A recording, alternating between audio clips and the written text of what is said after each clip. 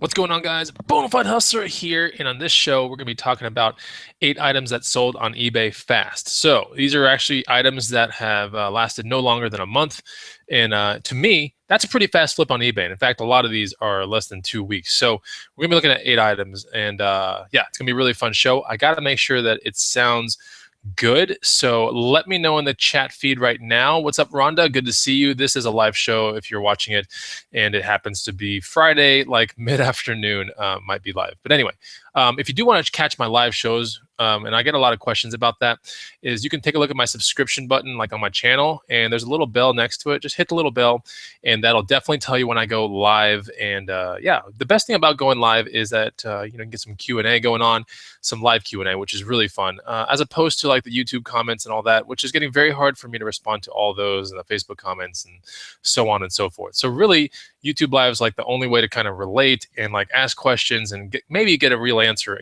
out of me regarding the subject. So today we're going to be talking about 8 items. All right, 8 items that sold really fast on eBay. They sold within a month and should be really fun. So let me shout out some people that are in the feed right now. Like I said, it's a live show, and let's take a look who's in the feed right now. We have Rhonda Marsh, Eddie Willis, Jennifer M., Kyle Sanderson. Everyone's saying it sounds good, by the way.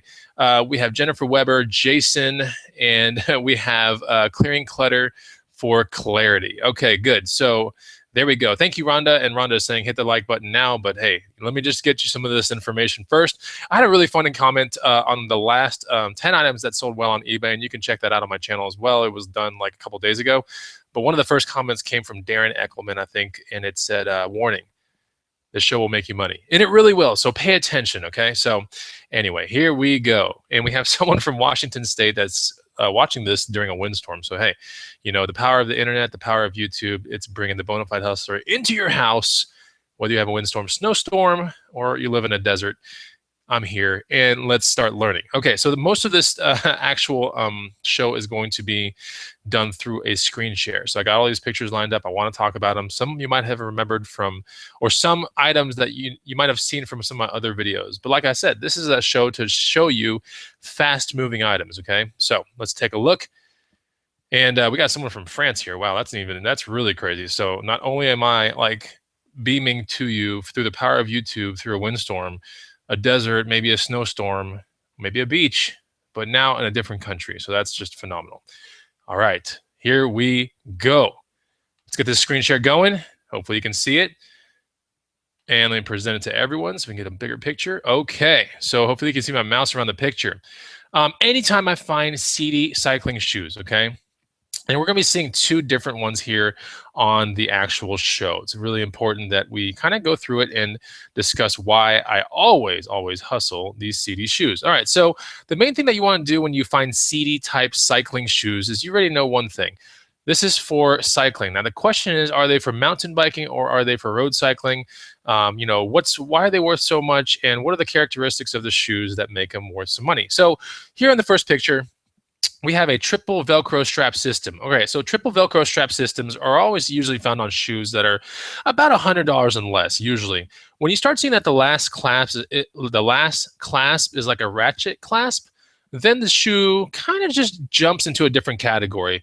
Unless you're dealing with a little bit cheaper brands like Forte or Perla Zumi, then you might find some of their third clasps being under $100. But for the most part, quality brands are going to put those clasps and the ratchets on that last piece right here, and they're going to put it for the more premium shoes in their line. So if you're looking at this shoe, you're like, well, isn't CD a premium brand? It actually is. It's a very premium brand, but this is one of their maybe a sub like 110 offerings or something like that. Still a very well-made shoe. And the question you might not be asking is why make the ones with the Velcro in the first place? Well, it's an expensive brand, first of all, but they got to make offerings that are down there for the people that want to get in, but they don't want to spend $259 for one with a ratchet strap. Instead, they want to just kind of, casually get into cycling and stay in cycling, but they don't need the latest and greatest. So, all right, so these are basically some CDs. Road shoes. I forget the name of them. They're not the Genius models, but either way, they're CD. You can take a look. I've taken really good pictures with pretty non-distracting backgrounds. The front, we don't see anywhere over here, and we keep going through the shoe. You want to get all the angles, 12 pictures on eBay, because here's what's going to happen. When you have 12 pictures on eBay, someone let me know about this the other day, but this was confirmed by an eBay specialist that it ranks you higher in search. But the real definition of why you want 12 pictures is because it's going to rank you higher than someone else that posts the exact same shoes with exact same keywords that might have 5 pictures, right? So always take 12 pictures of your things if you can remember that one tip. Always, it's kind of hard to on certain things, right? But if you, especially on shoes, I end up shooting 14 or 20 pictures. Now I got to whittle myself down to 12 pictures because I shoot a lot of pictures of shoes. Shoes are one of those things that I like to sell a lot on eBay, and they're great sellers. And the reason why I like shoes a lot, honestly, is because you can get the shoebox from USPS.com for free, and they can get them in quantities of 10 and 25 or something like that. So, and they're free, and it just fits almost every shoe, not boots, right? I didn't say boots, but every shoe that's about up to a size 13 men's. So it's a really amazing shoebox to have. I mean, literally, you're taking a picture, you're putting it in the shoebox with some bubble wrap, and it's on the shelf. And it's a very easy way to run a good shoe business on eBay, especially if you're dealing with hustling used shoes. Okay, so yeah, so here's another picture. Now we know it's a road shoe because on the road shoes they're always going to be not only very flat on the bottom, right? But they're just not going to have many like grips or anything. The road shoes are meant to be aerodynamic, and they're meant to have air go through them real quick. And so essentially a road shoe is always going to be flat on the bottom. And then, yeah, so all you got to do is just basically put this on eBay. Pretty easy. And then you want to take a look at the bolt pattern because that's really important. Like this is a 2-bolt pattern right here. I don't have a picture of the very underneath, I don't think. Yes, I do. 3-bolt pattern. Okay, so this is a 3-bolt pattern. And then someone that looks at this will probably figure out that, hey, if I wanted to do a 4-bolt pattern, I could because there's an extra bolt right here that's not being used. So, there's a question on eBay on one of the drop-down menus, is this a 3 or a 4 or a 2 or bolt pattern? You can put 2 and 3-bolt pattern, but clearly anyone that has a brain is going to figure out that they can put anything that deals with a 4-bolt pattern on the shoe as well. But yeah, you want to take all the awesome pictures. And if you're wondering, like, where is the size of this shoe? Like, that's kind of hard to find. So on a lot of the CD shoes, there's going to be a tiny, like, number right around here. Now, this one looks like it might have been scratched off. The other place to find the size of the shoe is inside this tongue right here, okay? It's really, if you didn't know where to find it, you would never be able to find it. So it's inside the tongue on CD shoes on the top part of the tongue, okay? Not on the underside, but on the top part of the tongue. That's where it's going to show the size of the shoe, and it's going to be in European size. It's never in a US size or anything like that, and that's all you need in your listing, okay? You don't need a conversion to US or anything. People are smart out there. They'll figure it out. But usually it's somewhere between 42 and about 48, all right? And then with half sizes in between. So definitely want to be messing with CD shoes. These are almost always, if you're dealing with these black ones with triple straps, you're almost always going to be selling these for $50 all the way up to maybe about $70 or so if they have the triple Velcro strap. And we're going to be looking at another pair of shoes down the line to where I can teach you guys about something else. But you'll see. Hang tight. Okay, so here's something really interesting I found from a garage sale for $5, all right? Now, you might be thinking, like, what the hell is that bona fide? Let me tell you what this is, first of all. And more or less, I need to tell you the reason why I popped on it, because it's in the genre of like odd, and it's like physics related toys that teach children things. So, it might be hard to find this exact thing for you to resell, but I want you to be able to take a look and find, and just remember, like, okay, what he's referring to here are things that are on wood that are like almost like science fair projects, but they're made by a company to teach certain things. It could be physics, it could be chemistry, it could be certain things like that. But if it looks odd and it has some odd characteristics to it, for $5, I was in. And the funny thing is, there's no way, I didn't even know the resale of this thing until I got home and I started researching it. And the only way I could research it was with the words that were right here, Jensen. So come to find out, this is a Jensen steam engine, like a pulley physics set kind of thing. Really cool. It was a steam engine like workshop, because some of these have a little table saw that's like fake, right? Here's the table saw right here. There's some other pulley things. I think there's a drill press right here, and it's all run by this like steam engine thing, which is like totally amazing. Now you might be thinking, did you even test this thing out? The answer is no, I did not. Okay, I did not test it out. And you don't have to test these things out, right? You can just put them as is. And someone out there that's like a complete nut about steam engines, it's no different than like model trains. Like the model train doesn't have to work. You don't have to have track. If you find just the locomotive or the caboose or any of the middle cars, it doesn't matter. Like people that are in these hobbies can fix these things, and they know exactly what they're looking at. So I remember at the time that really good pristine working ones were about $250. even in used condition. So I looked at this one, I was like, well, I don't know if it works, but it looks like most of it's intact, and there's a lot of, might be a couple things missing, but for the most part, someone's going to be able to get this activated. I was able to sell this for $119.99 within like a week. It was so fast. So here's the motor that comes with it as well. So there's a motor on that one, plus a steam engine right here. Really, really neat stuff, made by Jensen right there. So this is I'm guessing this is somewhere between 60s and 70s, like taught in school kind of thing. But the genre of what I'm talking about here is no different than like the Ferris wheel erector set, right? Or something like that. It's something that you definitely, it's really neat. It teaches people about building. It teaches kids about, how certain things work with torque and physics and boom angles and fulcrums. So basically, that's what this thing is basically teaching. It's teaching it's a teaching toy for kiddos. I don't know what grade this would be used for, but anytime you start seeing a steam engine of any sort, whether it be a model steam engine or one on a piece of wood like this, steam engines usually have some decent following with them. All right, so something to look forward to. Now, there's some comments in the feed. Someone's saying hello from the spaceship. That's really awesome. I have some really cool shirts coming out soon for Bonafide Hustler. If you check out my Facebook, you might get a hint of what's around the corner. But we got some really good garb coming around. But hello from we got hello from Ryan and from Denver. We got hello from Nebraska. I'm curious where you guys are from. I really am. Got 62 viewers in the house. And what do we got here? 14 Amelina says, I popped on some of those CDs the other day because of you. Thank you. You are welcome. And by the way, when I pick up these CD shoes, by the way, let's go back to the CDs. A lot of times I'm buying them for $11 or less, and I am selling them for $50 and more. But you're going to see some other models, one other model in here that almost always sells for more than $80 each and every time. That's like the least I would ever sell these for. So we're going to see those here in a bit on this show.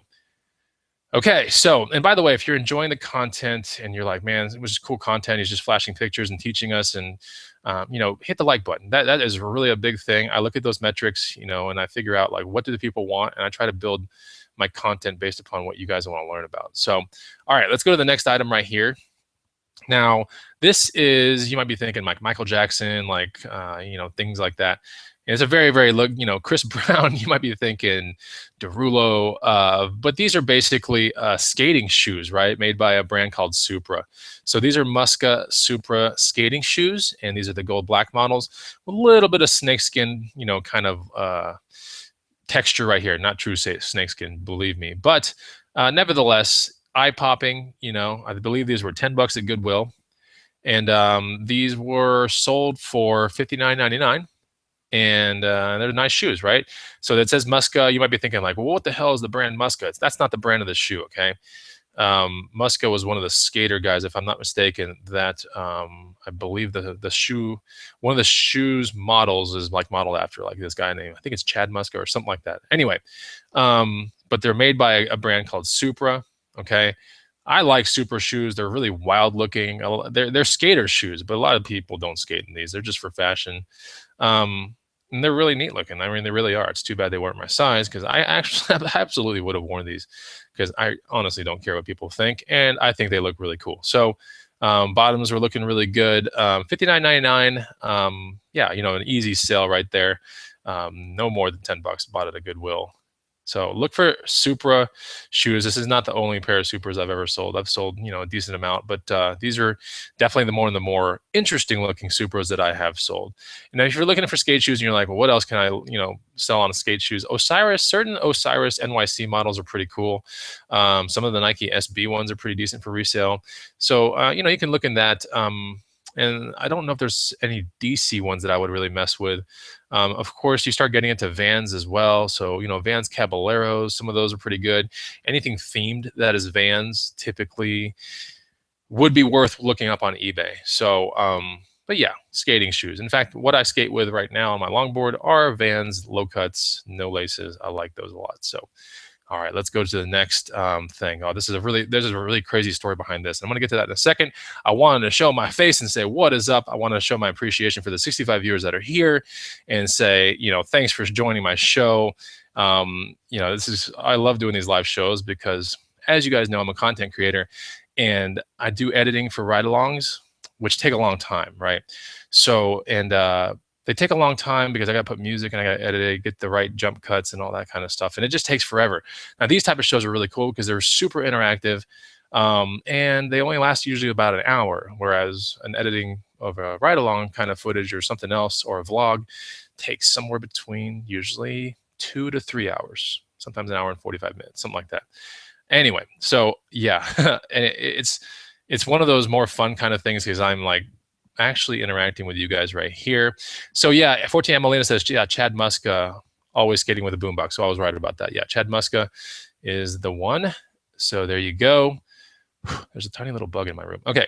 And then Chero Wicked says, a dope you on me if I ever meet you, bro. Man, I gotta tell you one thing. I want to shout out one person right now. His name is Russell, who I saw in the gym earlier today. And this guy, while I was doing chest flies, comes up to me and says, are you the bona fide hustler? And I was like, yes. He kind of like semi-flipped out and was like, I knew it was you because of your, red trucker hat and everything. I have a blue one now, but I had a red one on before. He was like, yeah, it was the trucker hat and everything. He's like, oh my gosh, like that's so cool that you're here and everything. So, yeah, the power of YouTube is really, really interesting, isn't it? So, anyway, let's go into the content because this next item that I want to show you is an item that I believe got scammed on. Okay, but the sales price of this item is really what matters. Okay, so irregardless of the scam, which I didn't win the eBay case on it at all, really kind of ticked me off. But I'm pretty sure I got scammed on this item. But let's talk about what it sold for. So I bought it for, I think it was $12.99, and I sold it for $109.99 quickly, like really quick. So remember, all these things that I'm showing you are items that sold like within a month. Okay, so let's go into this item right now, and let me show you what we're talking about. All right. So there we go. We have some LT 429 skates. Okay, and here we are. Let me make sure my mouse is going well. Okay, so we have these LT 429 skates. They're awesome. Basically mint. All right, look at these skates right now. They look mint. Trust me. You're gonna get better pictures. You're gonna realize how mint they are. All right. So first of all, I always get excited when I see skates that have writing on the side of the wheels and everything like that, especially when it looks like almost underground skater type writing. Like I get really kind of interested about it. So here we go. We have some fire starter wheels on there. One of the ways you want to take a look to see how much wear and tear is on these skates is certain things, like the wheels are one of them. And then you're going to see the stop in the front, which is the brake stop or bump stop, whatever you want to call it. And then we look around the shoe and we'll see, and we'll determine, is this mint or is this used? And you'll see what I'm talking about. So here's another shot right there. We can kind of see that the backside right there is looking cherry, man. This thing is mint. Let's keep looking at this skate, and you can see why I said mint on the description. So yeah, perfect looking skate, nothing crazy, no unbelievable wear marks or anything really. And then here we go, right? The wheels still have the little tiny grooves in them. See the little grooves? They still have the grooves in them. So this thing might have been put on, rolled around real quick on a wood surface, and then just put in a closet somewhere, eventually donated to Goodwill is where I found them. And look at the bottom of these things, right? We have some Invader steel sure grip trucks. I believe these are not Chicago, but these just Invader. I know there was another name to this, but anyway, so we got some steel plates on the bottom. I guess that's what I call them. I forget what it really is the actual term here, but I think it's steel plates. Yeah, sure grip plates. Look at those skates. Those are beautiful, right? I mean, look at this. So yeah, I sold them for $109.99, and I got someone within 3 days was like, hey, they fell apart at the roller skating rink. I used them for 4 hours continuously and they fell apart. And I'm sitting there like, man, I think you guys basically just rented these skates and broke them, like essentially is what I'm thinking. So what do you guys think? If you were to get that message, like, the skates get shipped out, they land before a weekend, the person uses them all weekend long, and then gets back to me on Monday and say, hey, the skates fell apart, and sends me some pictures that are just kind of fuzzy and I can't really tell what's going on. But they send me pictures. They open a case with eBay. They're like pretty ticked off. I offer a half, kind of like, hey, I'll offer you half back. They're like, no, we want a full refund. And I'm like, oh my gosh. So, at that point, I try to I would love to say that I try to cut off my losses quickly, but this one really ticked me off because I knew that these were mint.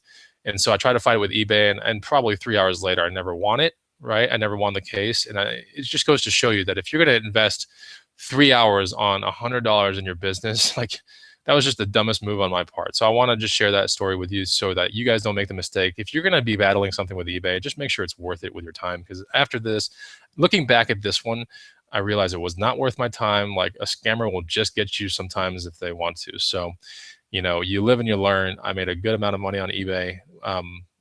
Last year is when I sold these. And yeah, I shouldn't be worried about $100 when in the overall picture, like 3 hours went by and it was just nothing happened with those 3 hours. So I could have sourced for the 3 hours. I could have listed more for the 3 hours.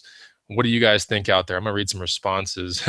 Nose Picker says, dry rot maybe? Absolutely not. There's no dry rot on these things. I'm telling you, like, this was like the most mint of mint ever that I've ever found. So, and yes, these are roller derby type skates, 14 Emelina.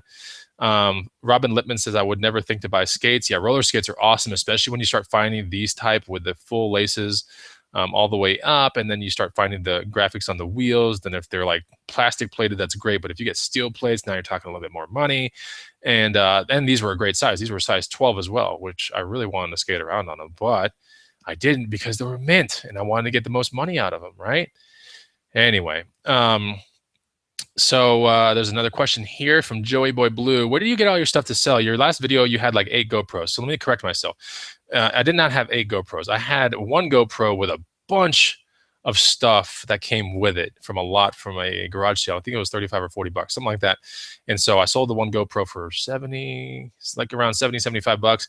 And then the rest of the stuff just kind of just sold after that. But I put about 9 little manila envelopes, separated everything out. And so I got that from a garage sale. Yeah, if you go to garage sales, Joey Boy Blue, I don't know where you live in the USA or maybe around the country, but or in the USA, sorry, around the world. But garage sales are just fantastic here in Austin, Texas. They have seasonality that affects them, but for the most part, it's a really amazing place to get great deals. So Chicago Crown Hustler says they look brand new. I know, that's what I'm saying, Chicago. That's what I'm saying.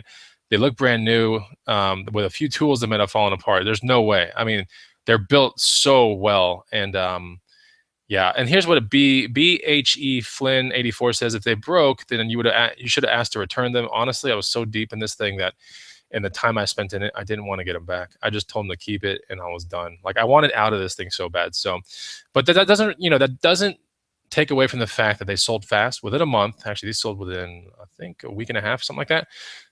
And it's something that you guys should know about, okay? So don't let my little one scam for like the whole year of 2015, like or 2016, sorry. Don't let the whole scam, deter you from hustling these things, because I've hustled many and many skates, and this is the only one that's ever happened. So, all right, let's go to another pair of shoes here. So these are some New Balance, wider type New Balance. So irregardless of what the model is, which I did look up at the Goodwill at the time, these are no more than $11. But yeah, 4E, 2E New Balance, they're notorious for making 4E, 2E, 4EE. They're good shoes for people that walk and want to, keep walking, but they have really wide feet. So here we have a pair of, it doesn't look mint, but actually they are pretty good condition New Balance shoes. So we'll take a look at them. And we see that they are pretty much mint. They have nubs on nubs right here. They might have been worn outside one time, but we're seeing some nubs on nubs, which means here's a nub right there. And then we have all these other little nubs on it, right? And that's how you know it's nubs on nubs.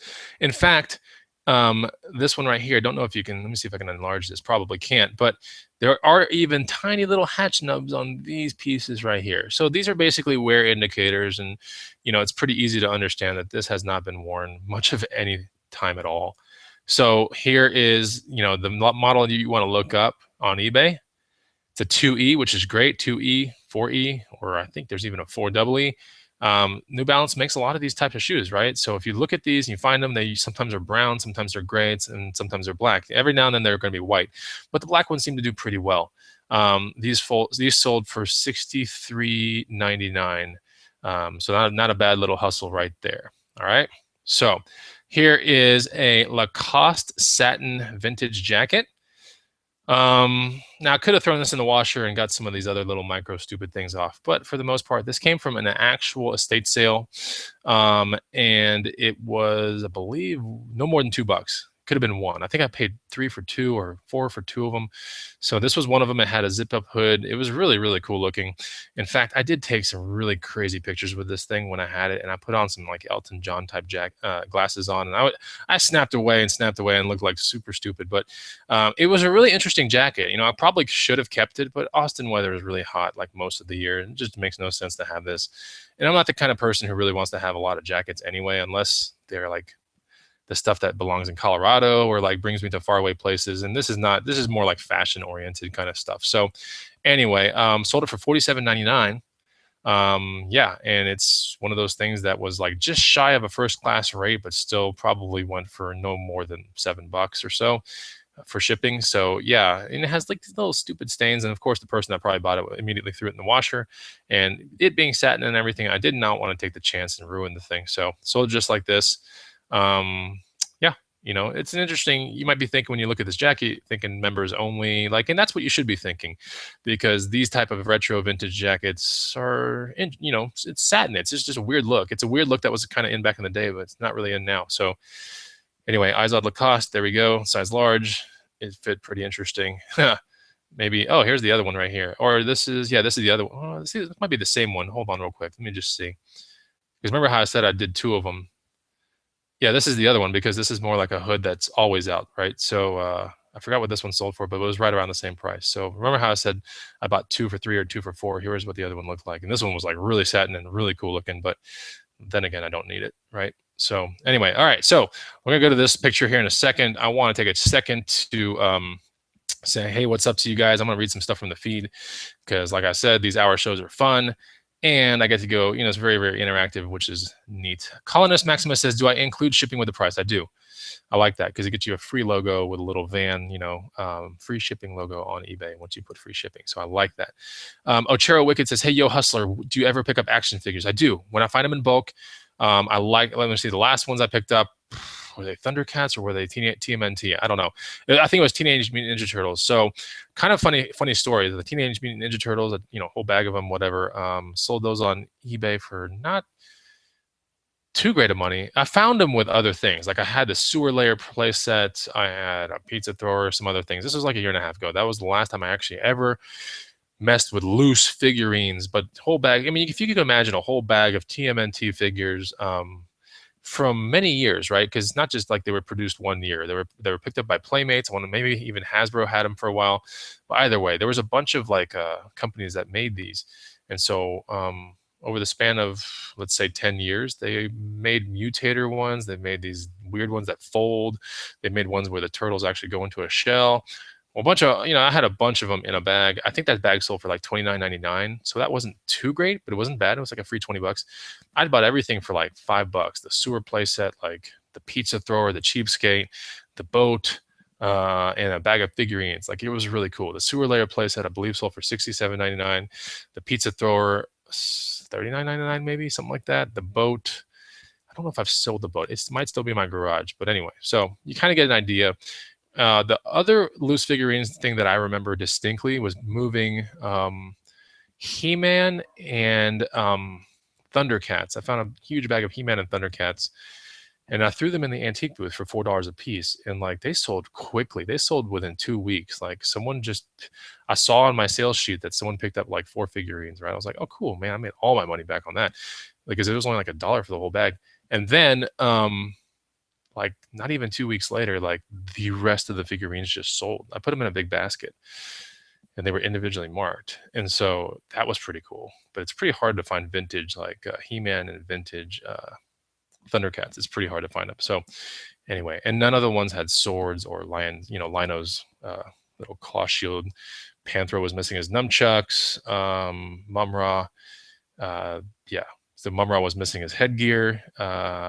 He-Man missing shield, missing sword. Skeletor missing staff. You know what I'm saying? When you find loose figurines, a lot of times they don't have the weapons with them or anything like that. So yeah, and I have found G.I. Joes too, but I've never found them in bulk. So there we go. So Colonist Maximus says, I'm always looking for bags of 80s G.I. Joes. Hit me up. I will. You never know. That's how you make business relationships, is you tell someone what you like, and then I might remember Colonist Maximus and go, okay, cool. Like, and then you hit that person up. So Colonist Maximus, please send me a Facebook message. regarding the GI Joes that you're talking about. I'll see what I can do. Okay. WWE action figures are prime dollar items. Chicago Crown Hustler. Thank you so much for that. I'll be looking around for that. I usually sell them on FBA, but they're not the vintage ones. So, all right. What's up, Dan Mag? Good to see you. All right. BH Flynn 84. I don't do mannequins. Most of your clothing. Yeah, I try to pick a non-distracting background. Usually my gym has really good lighting, and I just put the thing down. I don't really like the mannequin thing because A, it takes up space. B, it takes up time, and it's just not my thing. So I usually do the on my gray gym floor with like lighting from top, sides, and it usually turns out pretty well. I don't usually have questions saying, "Hey, could I see this one angle?" I never get those questions on eBay, so I think it's pretty good so far. Okay. All right. How do I determine free shipping? Here's one more question before we get into more of the show. 14 Emelina says, how do I determine free shipping for the other side of the country, or do I flat rate everything? So I just do free shipping and I roll it into the cost. Since I'm in Austin, Texas, it's a little bit of an advantage. Like I kind of know that nothing is going to be more than, let's say, 14. And hardly ever get over $14 shipping to any part of the country, whether I use FedEx 3-day all the way down to USPS 2 to 9 day parcel.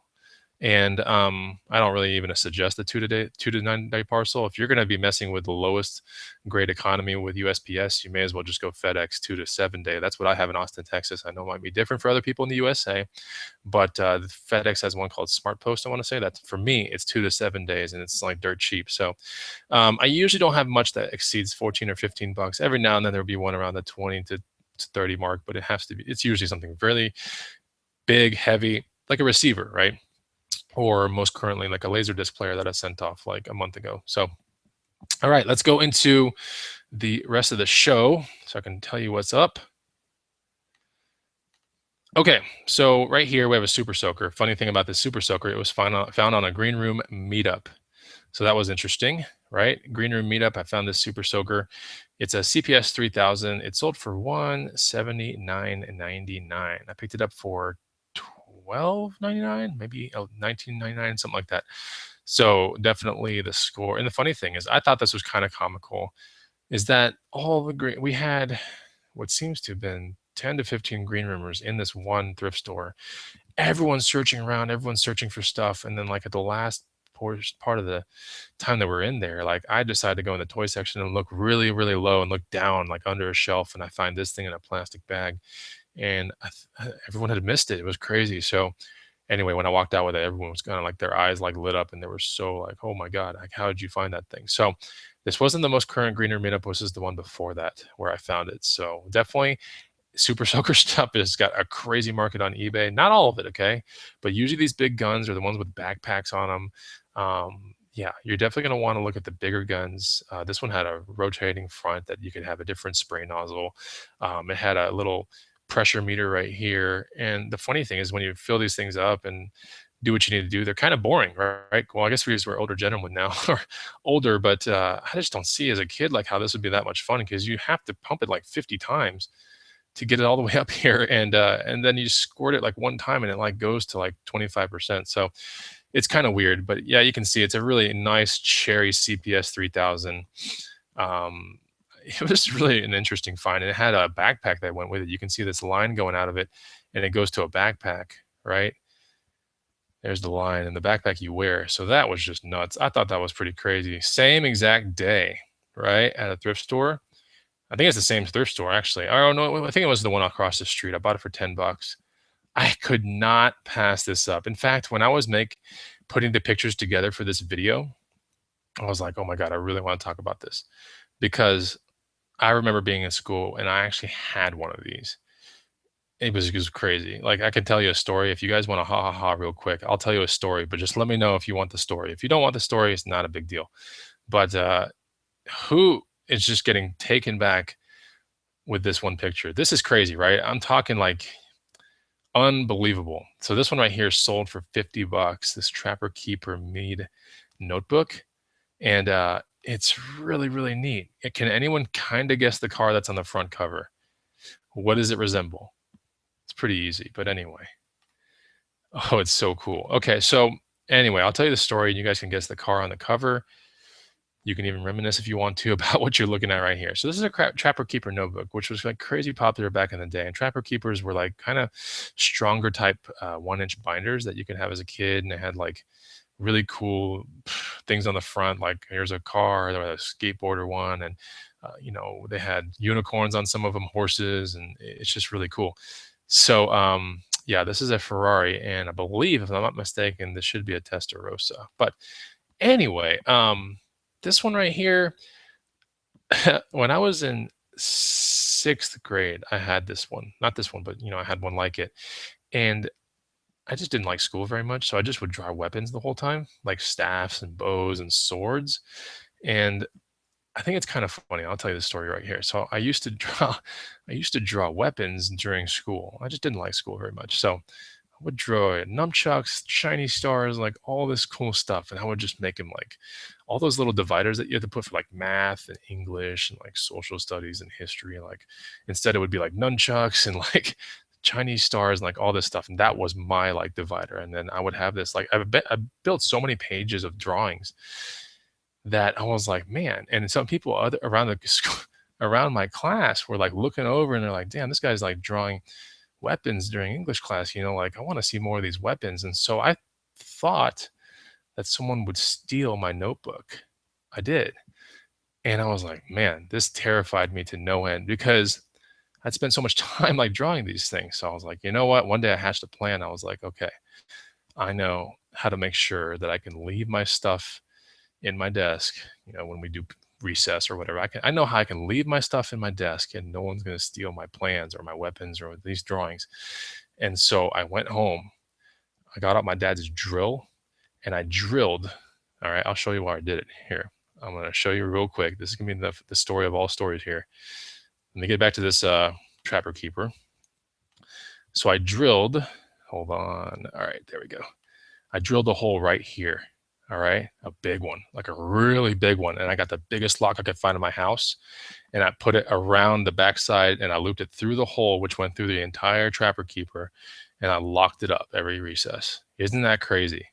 Like, it didn't really cross my mind in 6th grade that someone could just take this thing home with them and then just kind of like cut it in half and find all my drawings. But I was like, no one is going to look at my weapons while I'm in school. Anyway, so yeah, I thought that was kind of a funny thing. That's the funny story is I drilled a hole through an amazing Trapper Keeper just to protect stuff that wasn't even school related. So very neat thing to find, guys. Sold it for 50 bucks, bought it for 10 bucks. I mean, this was a really good. Talk about a major survivor right here. I guess you would only really know what you're looking at if you were born in the 80s and you went to school and you had these things. But, identity was a big thing back in the day. And even coming to school with like the coolest pencils or the coolest pens, coolest erasers, or even a Trapper Keeper, like, I don't know. It just made you feel really good, right? It had clips inside. Look at this. I mean, if this doesn't scream straight 80s, like, I don't know what does. So yeah, this was really neat. Part of me wishes, oh, here, David Ramsey's. Part of me wishes that I'd kept it, because it's really neat, but I don't need it. I don't need stuff. So yeah, Trapper Keeper by Mead, really awesome. Hope you guys can find one of those. I'll read some comments right here. Thank you for the story. Greg the Grouch is saying that's a pretty, he says you should have created those weapons. Great story from Robin Lippman. And Vintage Maids is funny. Yeah, you guys are welcome for the story. Thank you so much for at least listening. It's fun to have an audience, I got to tell you. So we've got 85 viewers in the house right now, guys. If you like this content, do me one favor and hit the like button. And really quick, while I have you guys here, because, a lot of people are asking, like, this is really good content. Where can I get more of it? Well, you can watch the rest of my videos on my channel, which will train you really, really well to find some of these really good things at garage sales and thrift stores. But if you really want kind of like something that's in your phone, like ready to go, and something to practice with for the entire garage sale season and thrift store season, I want you to get this right here. It's 100% free down below. Okay. It's 100 amazing items to resell. We built this guide like a year and a half ago with really good stuff to put on, to look at, that you can find on a readily available basis kind of thing. So anyway, very good stuff. We didn't put the rare stuff in here. We put this stuff, the bread and butter type stuff that makes your business, in this guide. It's the first link down below in my description. Go ahead and check it out. It will put you on an email list where you will get notifications about amazing green room content, public shows, and stuff that's from our blog posts, which are really good. So, the more that you can educate yourself, the more that you can surround yourself with the things that you want to become, the better you become in the long run. So check out that guide. That guide is awesome. I mean, every weekend I find stuff from that guide. So anyway, let's go right into the screen share and finish off the show. So remember the very first part of the show, I said that I was going to talk to you about a secondary pair of CD shoes. And here's a secondary pair of CD shoes that I want to talk to you about because these are in really good condition, and they are also, triple Velcro. But these sold for a little bit. These sold closer to $70 because they were completely mint, and they were mountain biking ones. So the mountain biking ones have really, really good resale. I mean, these are one step under what's called the Dominator line, and the Dominator line has the ratchet strap on top.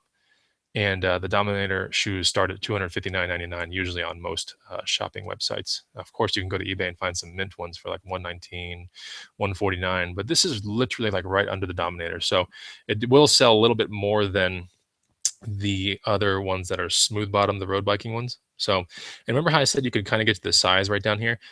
You can see the size right here. It says 43. You might be able to see it, might not, but essentially that's where the size is on some of them. Of course, they're on the inside tongue as well, but on the mountain biking ones, you can see them right here. It says 43. So that's the most important key.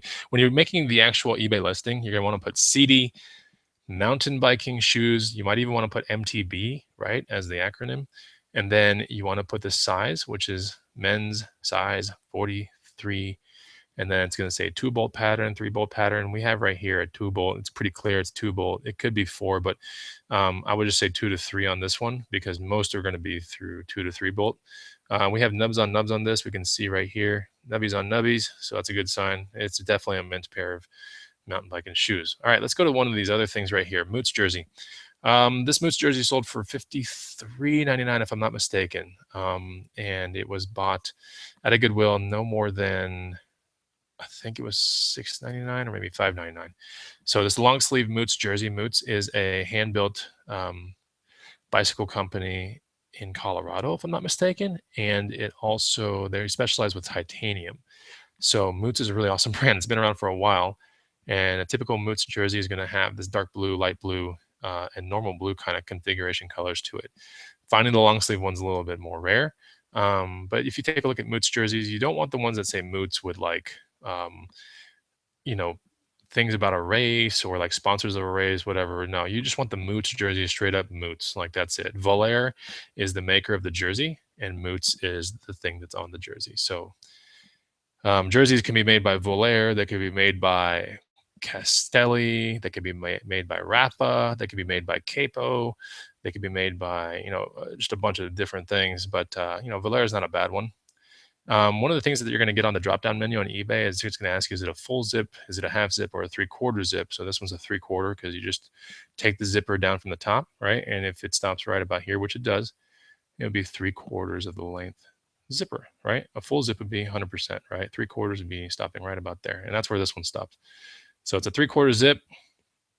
And, I'm taking pictures of the cuffs, right? The arm pieces or the cuffs, because wear and tear does significantly occur there usually. So it looks pretty mint to me.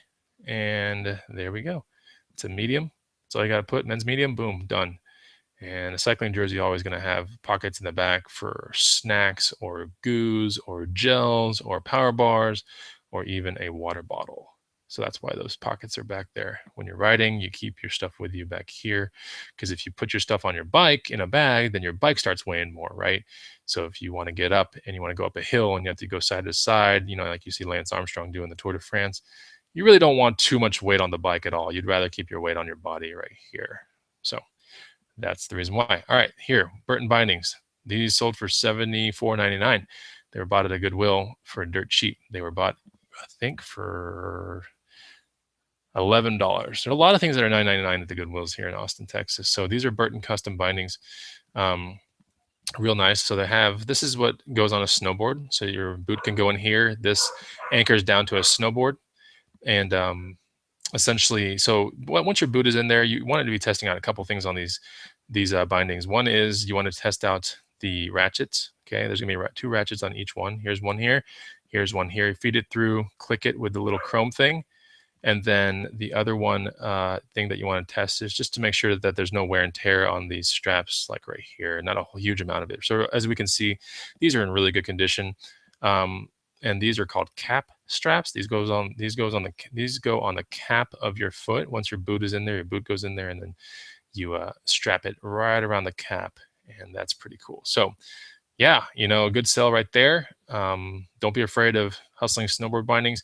Now, these are, I believe, the ones that anchor a little bit more on the linear side on a board, as we can see right here.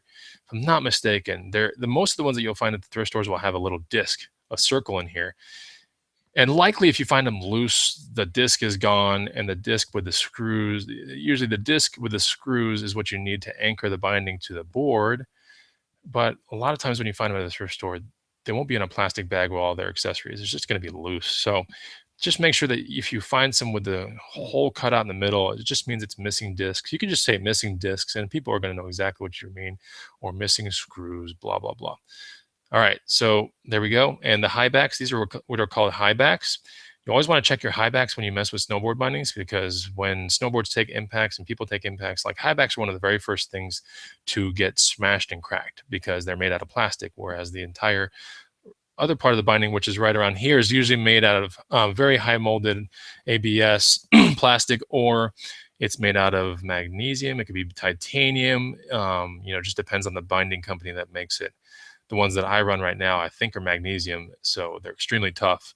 But if anything fails on these bindings, it could be in the strap, right? And a lot of times it's in the high backs, which is right here. This is what's called a high back. So these are made of plastic every time. I find that when the high back is more solid, the binding is not worth that much. It's more of one of those cheaper ones. When the high backs have more drill holes in them like this, and holes and neat colors, and then now you're talking about usually a binding that's made by a good company like Burton, Ride, Union, Flow, like one of those. And so those are usually worth some pretty good coin. But just test your high backs and make sure they're not cracked anywhere, all right? And there's a clasp right there. So that's the clasp that you pull just to make sure that this thing goes through. You want to hear some ratcheting noises. And then once you have it down to a certain, you ratchet just a couple of these little teeth into the ratcheting mechanism, pull on the cap strap and see if it holds. That's how you kind of test these things. Same thing with cycling shoes. When you ratchet something down, just try to pull at it like a foot would be in there, and see if it, if the ratchets are holding. It's very important. The little teeth are holding where they should be. All right. I think this is one of the last things I want to talk to you guys about.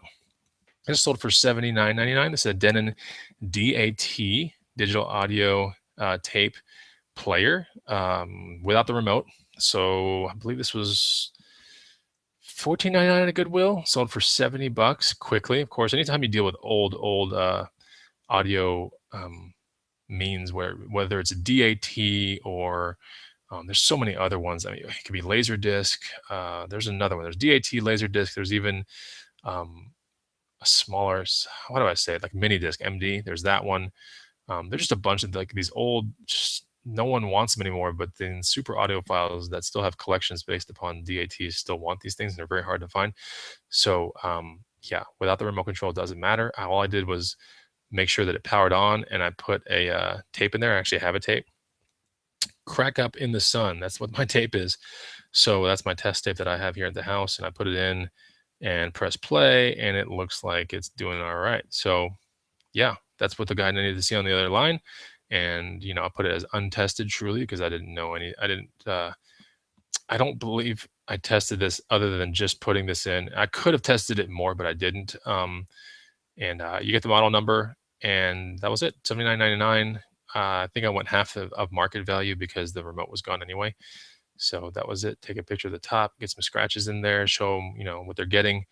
And yeah, so that's pretty much it. Oh, I think the other reason why I didn't really want to test it too much is I don't think I had an amplifier at that time to like hook it up to, because it doesn't make sound the way it is right now, right? You have to hook it up to a receiver that has a built-in amplifier to test this thing out. All right, so 88 viewers in the house. What's up? I'm coming back. Hope you enjoyed the show. So Henry S says, anything with tapes usually gets ignored at the Goodwill. More money for Chris right now.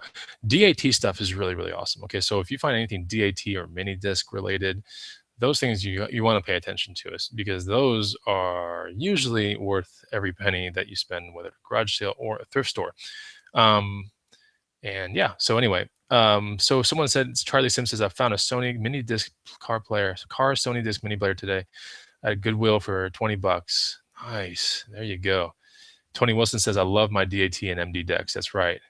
Um, there you go. Yeah, anytime I find an actual MD or a DAT, it could be a boombox, it could be a Walkman, you always want to keep the tape. If you find one of those things at a garage sale, sometimes they'll come with discs, they'll come with tapes. Keep a tape, okay, and keep a disc. Keep keep an audio cassette, keep a micro audio cassette, keep a VHS cassette, a high 8 cassette, a VHS-C cassette, an 8mm cassette. Keep yourself, a disc, a DV disc. Like, make sure you keep one of everything, okay? So that way, when you finally come across the thing to hustle, you're not sitting there going, "Oh, well, how am I going to test it?" You can test these things if you have the medium that it needs to play with. The only thing I don't have is a beta tape. Out of all the things that I have in this one drawer down there, the only thing I don't have is a beta tape. So that's how you kind of test things out. Now, one of the things I want to tell you guys about when you're dealing with old school media or any of those old things, you can test them out, and that's great. There's a high propensity even that it won't work. I mean, that's just one of those things. So it's kind of a 50-50 thing for something to really test all the way through. And then when you're dealing with big units like that Denon unit or a receiver or a CD to VHS recorder with a hard drive and all that, you just got to factor in the box cost, and you got to make sure you factor in the shipping cost. And there's a high propensity for it to break, especially like things like Sony CD carousels. They're like 100 disc or 200 disc, whatever they are. Those things are just so fragile. And you know how people in FedEx handle their stuff, or UPS when you send it off to FBA, or even if you just send it off through eBay somehow, which you would use FedEx, obviously. Um, they're really hard on those things. Even if you put fragile or whatever, those things are really not meant to be thrown around too much. So just keep that in mind, that it's got that, it's not that it's risky, it's that the handling is really, really kind of like, you better make sure that you're getting top dollar for your stuff before you send it out, and really, really package the crap out of it. So, all right. So that's pretty much it. I wanted to take a second to tell you thank you for watching this show. I have one last question for you guys, and that is, um, we had built this guide like back in the day, and we're on the verge of building another guide with the Green Room University. Okay. So I want to ask you this question real quick. It's not that we want to build something that we don't want to build something that just we care about. We want to build something that you guys care about out there. So help me help you. That was from Jerry Maguire. But help me help you. What should we build as our next free guide? All right, that's all I want to know. So put it down in the description, not in the description, but put it in the comment field right now.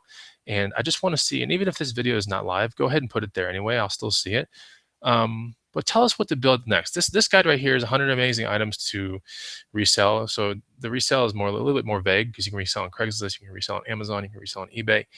I mean, tell me what you want. Do you want a beginner's eBay course? Do you want a private label course? Like, what do you guys want? And we're gonna, as the Green Room University, with the other people that work there, we're gonna try to put this thing together. So let me know what you want. I do appreciate you guys checking out my show. Don't forget to hit the like button. Really important. It's good for metrics, and it's good for me later when I look at it.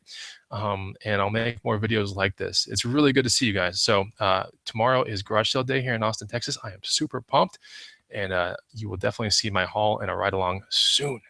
It's good to see you guys. Bye.